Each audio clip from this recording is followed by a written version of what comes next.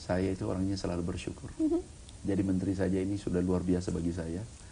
Dan kami tidak pernah ambisi apa-apa.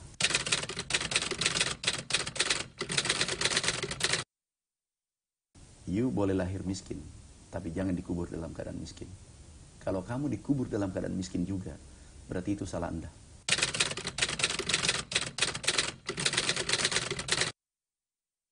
Pasti insya Allah 2045 Indonesia menjadi lumbung pangan dunia.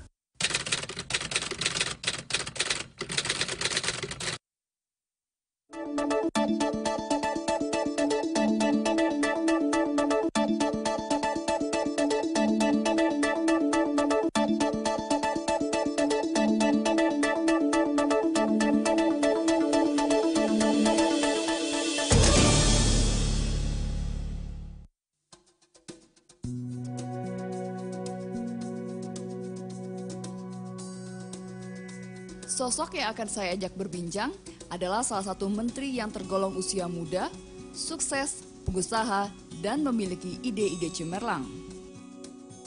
Lahir dari keluarga keturunan kerajaan Bone, tidak kemudian menjadikannya terlena, melainkan terus bekerja keras dengan berbagai inovasi di bidang pertanian dan perkebunan. Beliau adalah Andi Amran Sulaiman.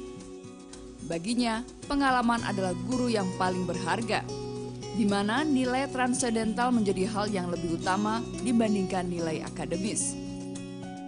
Menteri kelahiran Bone 27 April 1968 adalah sosok pendiam, bersahaja, dan cerdas serta jujur.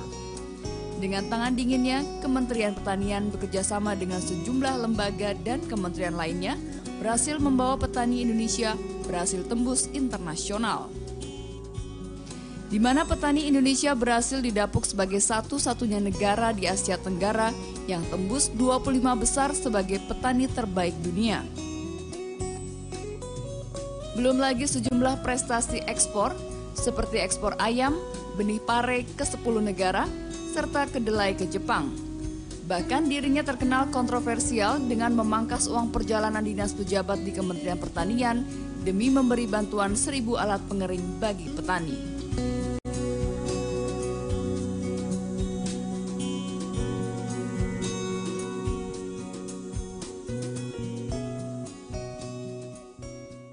Pak Amran, apa kabar? Baik. Saya ganggu sebentar juga ya. Ya.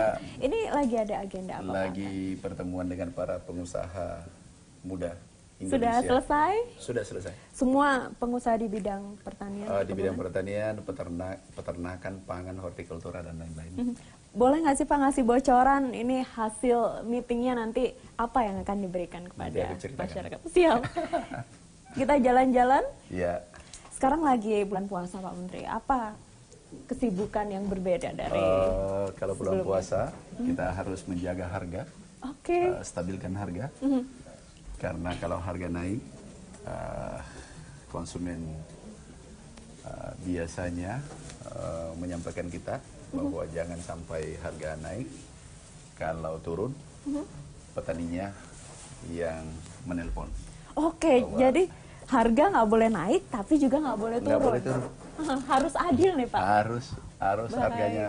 Sehingga kami tadi para pengusaha kami sampaikan agar menjaga harga, menstabilkan harga, di mana kita petani bisa untung, pengusahanya juga untung, konsumennya tersenyum. Di pasaran seperti apa Pak Amran? Aman? Alhamdulillah aman saja. Stoknya kami sudah siapkan 3 bulan sebelumnya.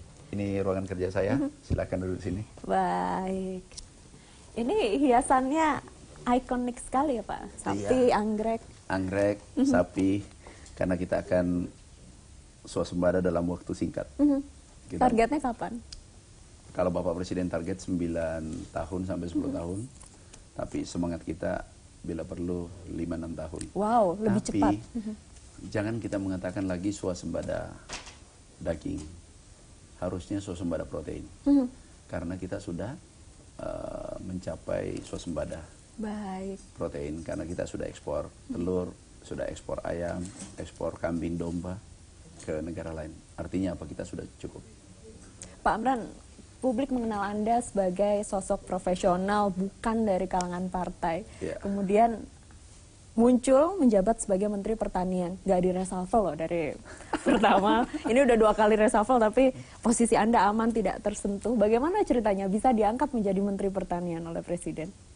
Kami yakini setiap detik adalah takdir. Tidak ada yang rezeki tidak pernah tertukar. Prinsip kami adalah ikhlas. Kami bekerja ikhlas, membantu orang ikhlas. Rezeki insya Allah datang sendiri. Dan rezeki Anda bukan rezeki saya. Itu sudah pasti. Tidak pernah tertukar rezeki kita.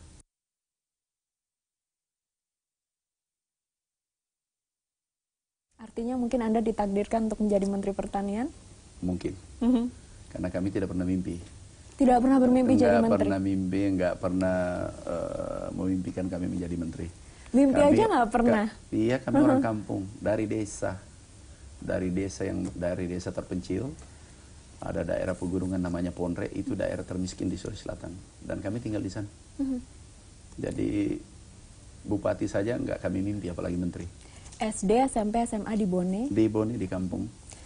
Wilayah Anda tinggal, lingkungan sekitar, waktu itu memang semuanya identik dengan daerah pertanian?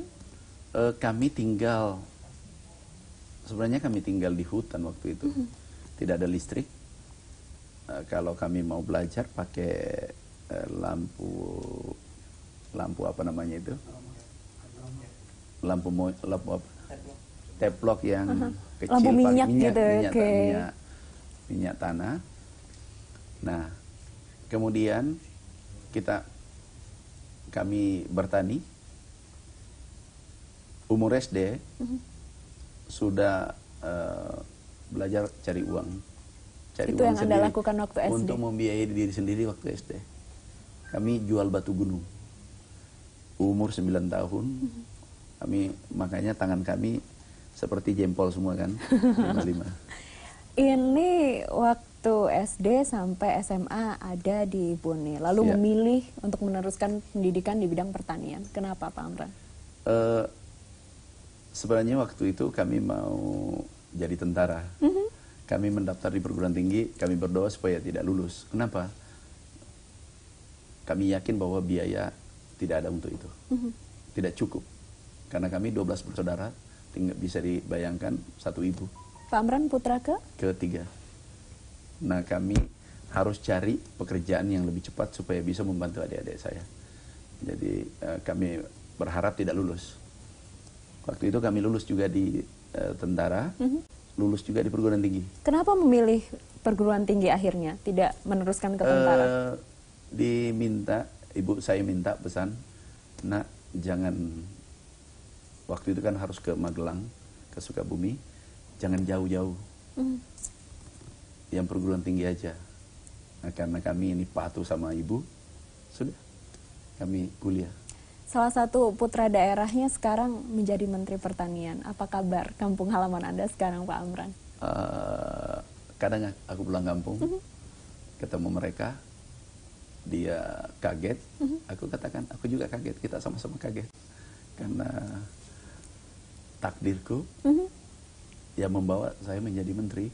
Tapi di sana masih banyak yang bertani, beternak? Masih bertani, aku juga masih bertani. Pak Amran masih bertani Iya, sampai masih sekarang, bertani. walaupun Iya. menjadi menteri? Iya, masih. Apa yang ditanam? Kami tanam, sekarang cuma bedanya saja, kami membuat kebun, dan kami ingin kebun itu menjadi kebun terbaik.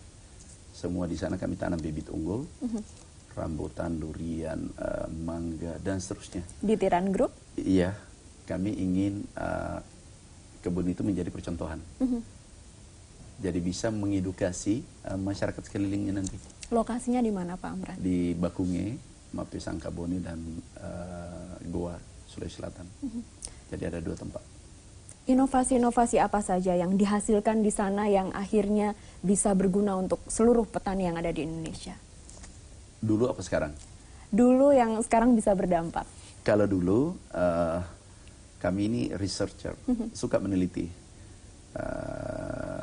Kami dapat 4 hak paten. Tiran itu itu Tikus sebenarnya mati di tangan Amran. tikus diracun oleh Amran. Oke. Ini dulu yang kami teliti, di mana pada tahun 92 terjadi serangan hama besar-besaran di Sulawesi Selatan, sehingga kami mencari gimana caranya mengendalikan tikus. Anda mendapat hak paten di situ? Ada hak paten, kami dapat hak paten. Nah, jadi tikus membawa nikmat. Baik, karena berhasil mendapatkan hak paten dan ini sampai sekarang penemuan Anda dimanfaatkan oleh seluruh petani yang ada di Indonesia. Untuk sementara kami tutup pabriknya. Kenapa? Karena ini kami khawatir difitnah masyarakat. Kami sebagai Menteri Pertanian, kemudian ini produk kami dijual di pertanian. Jadi kami tutup. Kami sudah sampaikan, begitu kami dilantik kami minta pabrik kami ditutup. Untuk pabrik pestisida.